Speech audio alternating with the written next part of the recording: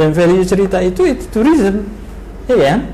Jadi dia tarik di sini sih, oh iya kami tahu dia punya cerita tentang ini, dulu itu tanah nenek moyang saya dan sebagainya dan sebagainya, dulu dan sebagainya. That's a tourism value.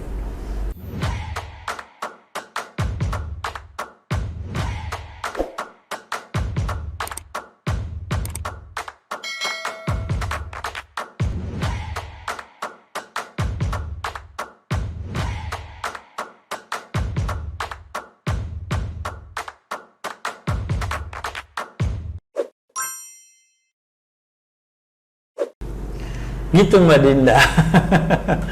Sepanjang itu aku tercerahkan Mas gitu. Memang dari statement-statement yang Mas Ari tadi jelaskan sampaikan, it's really important gitu. Memang harus didengarkan gitu. Semua orang di sini, lembaga juga, karena apa ya? Ini sebuah knowledge Mas gitu. Karena emang kalau ngebahas number ya tadi ya, kayak ya lu sebagai wisatawan mau dapat lebih ya nggak masalah, I'm willing to pay gitu. Dan experience yang total experience yang lu dapat tuh worth it gitu. Kalau terkait tadi bagaimana konservasi pariwisata yang sudah dibahas sama Mas Ari, saya yakin dan percaya Mas gitu. Namun memang harus kita garis bawahi tadi terkait dengan di benchmarking ke luar negeri tadi, supaya nggak bumerang. Iya benar. Jadi kalau enggak segmen marketnya ketarik ke orang lain. Iya benar. Gitu. Jadi itu yang saya pengen juga tambahin. Jadi jangan ego di satu sisi, tapi satu sisi tidak lihat dan akhirnya sebetulnya nggak win dua-dua gitu. Iya, jadi kita kan pengennya kelestariannya dapat, jadi secara financial mechanism kita dapat. Oleh sebab itu bikinlah secara bijak sistem kelolanya and prepare the good sistem kelola, kemudian baru kita bicara angka tadi. Jadi itu catatan penting saya yang lain itu adalah bahwa teman-teman perlu paham juga bahwa di pengelolaan kawasan konservasi terutama Taman Nasional itu kan memang di bawah KLHK, sehingga itu ada kewenangan khusus, ada aturan khusus gitu ya. Sehingga perlu tahu juga Mbak Din, ini masyarakat awam juga kadang-kadang nggak tahu nih, suka nembaknya sembarangan aja. Jadi gini, kalau di dalam kawasan konservasi itu, kalau misalnya meja ini kawasan konservasi, itu ada core-core area. Jadi misalnya ini area inti nih, di sini area inti, itu areal yang tidak boleh digunakan sama sekali kecuali peneliti, gitu ya. Kemudian ada area pemanfaatan. Nah, area pemanfaatan ini utilization zone. Namanya juga pemanfaatan. Dimanfaatin untuk apa? Untuk awareness, ya, awareness rakyat kita, awareness semua orang yang ada tentang apa? Tentang national parknya, tentang biodiversity yang ada di situ, tentang ekosistem yang ada di situ, baik itu forest, baik itu pantai, baik itu marine, baik itu apa lagi, kerangas kah, apakah pit, hutan gambut, gitu ya. Jadi itu ada fungsinya.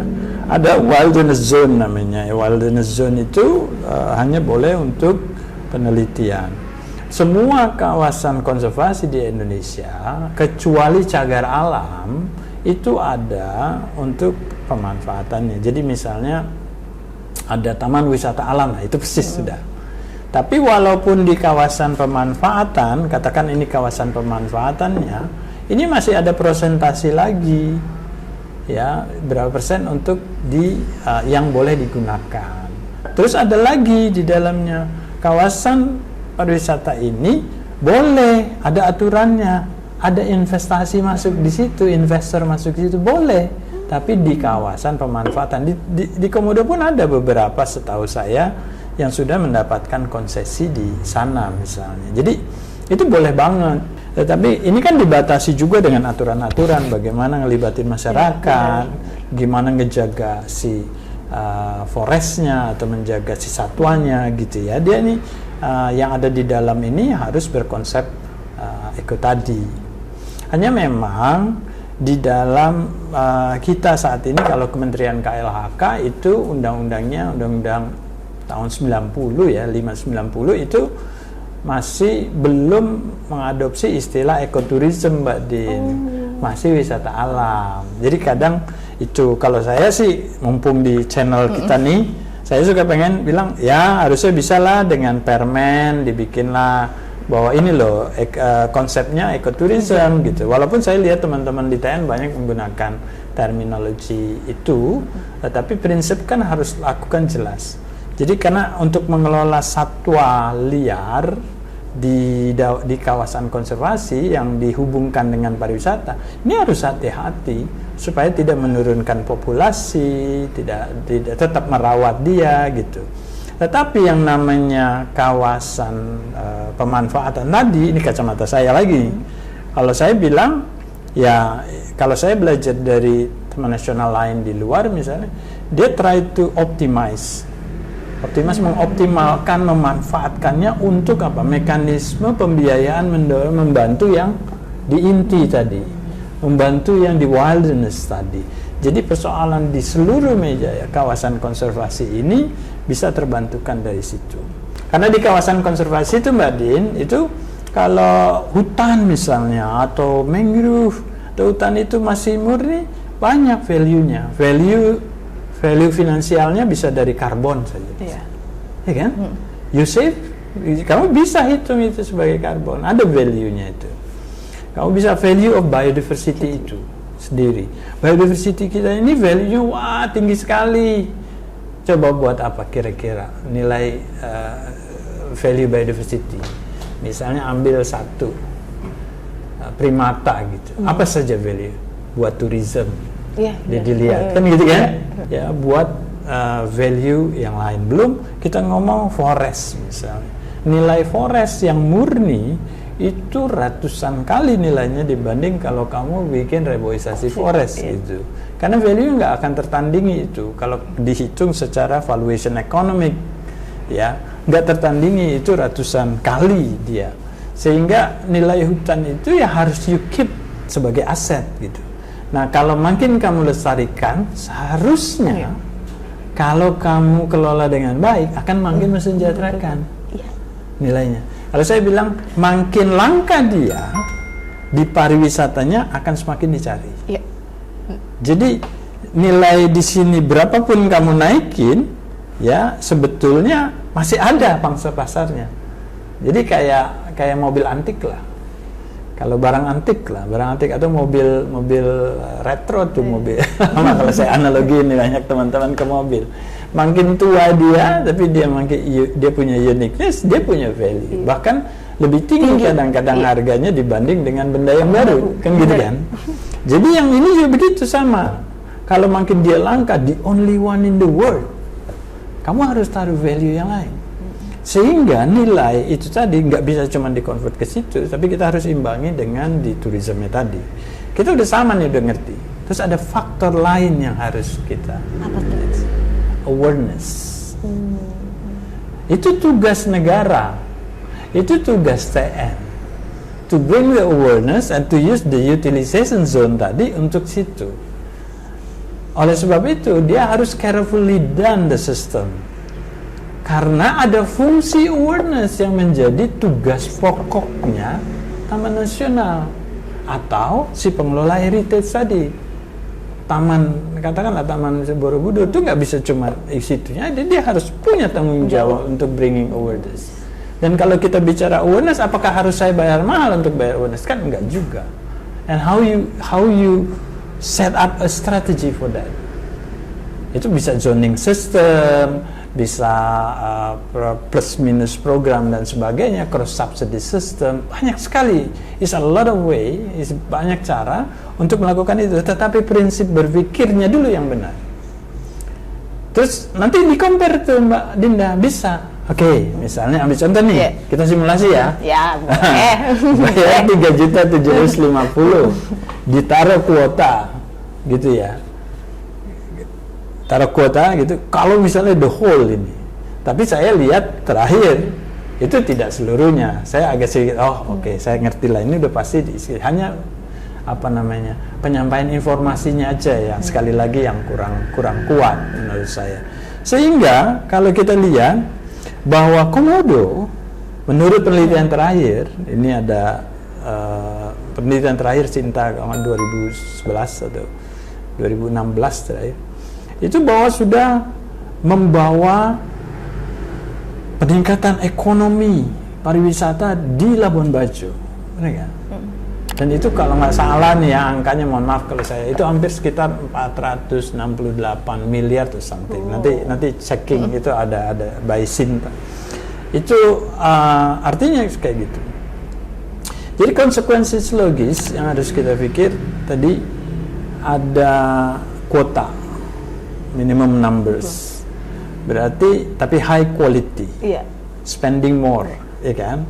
Jadi yang di sini pengen dapat more nih, mungkin value bisa kejaga, tapi dia harus jagain juga numbers of visitorsnya, karena number of visitorsnya di Labuan Bajo and surrounding ini harus terkipit, supaya orang yang udah bermain saat ini, yang sedang melayani numbers yang sebelumnya, itu kan harus dilayani, kalau enggak banyak yang kolaps dong.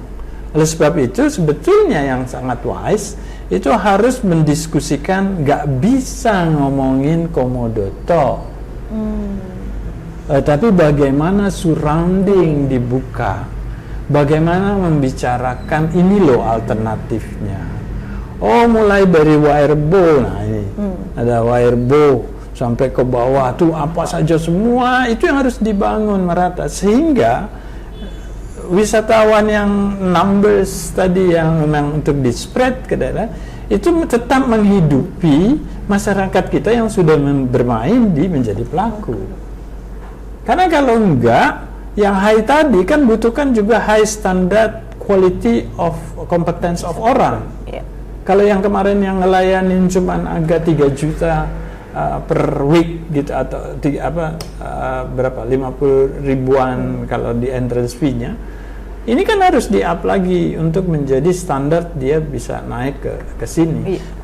Dan ini nggak akan bisa serta-merta dalam waktu pendek teman-teman si pelaku itu dia langsung bisa langsung up standar dia dalam waktu pendek, kan enggak.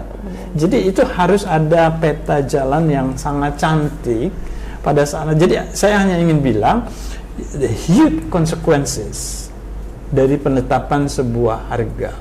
Tetapi you can make it easily, tentukan zoning, kemudian lakukan dan jaga balance numbers tadi, nggak terlangsung jomplang, tetapi di kawasan konservasinya ada. Jadi ada yang memang dinaikkan kelasnya. Kalau ini terjadi, saya berharap itu bisa lakukan. Tapi harusnya pemerintah menggerakkan energi untuk menghidupkan di surrounding, untuk daya tarik baru, sehingga orang punya pilihan. Jadi intinya kalau ngomong angka, what you offer, what the system that you offer, kemudian facilities that you offer, attractionnya, how much investment, how much money, ya kan, berapa banyak investasi yang kamu sebutkan sehingga ada perubahan harga menuju ke sini. Itu wajar.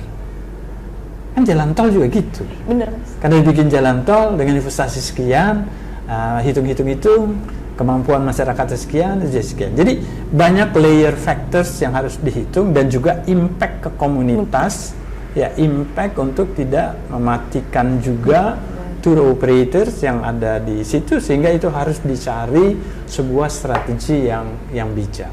Menurut saya begitu. Jadi nggak bisa cuman kita ngelihat di satu sisi kita saja gitu ya. That's ecosystem tourism. So it's integrated to all things. Gitu. Aku jadi serius banget ya ngomongnya ya. Aduh. Tapi gue gila Mas, kayak oh iya bener ya gitu. Dan aku setuju banget, sekali lagi setuju.